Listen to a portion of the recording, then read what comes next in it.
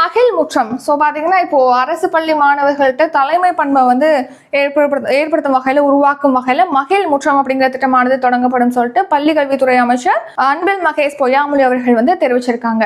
இப்போ நம்ம தமிழ்நாட்டில் இப்போ தலைமை பண்பை மேம்படுத்தணும் அப்படின்னா தலைமை பண்பு அப்படிங்கிறது வந்து அரசியல் ஈடுபடலாம், இல்லைன்னா அவங்க ஏதேனும் ஒரு நிறுவனத்தை நடத்துறது, இந்த மாதிரி தலைமை பண்பை ஏற்படுத்துற மாதிரி. இப்போ அரசு பள்ளிகளை எப்படி தலைமை பண்பை ஏற்படுத்துறதுக்கு திட்டமிட்டு இருக்காங்கன்னா மாதிரி சட்டப்பேரவை ஏற்படுத்துறது, மாதிரி நாடாளுமன்றத்தை ஏற்படுத்தி அதுல அமைச்சர்களாக மாணவர்கள் அமர வச்சு, தலைவர்களாக மாணவர்கள் அமர வச்சு அவங்களுக்கு இடையே தலைமை பண்பை ஏற்படுத்தும் வகையில ஒரு செயல்பாடு நடத்தப்பட இருக்கு. அதாவது பாத்தீங்கன்னா ஒரு ஸ்கூல்ல உள்ள மாணவர்கள் வந்து குறிஞ்சி, முல்லை, மருதம், நெய்தல், பாலைன்னு சொல்லிட்டு 5 குழுக்களாக பிரிக்கப்படுவாங்க.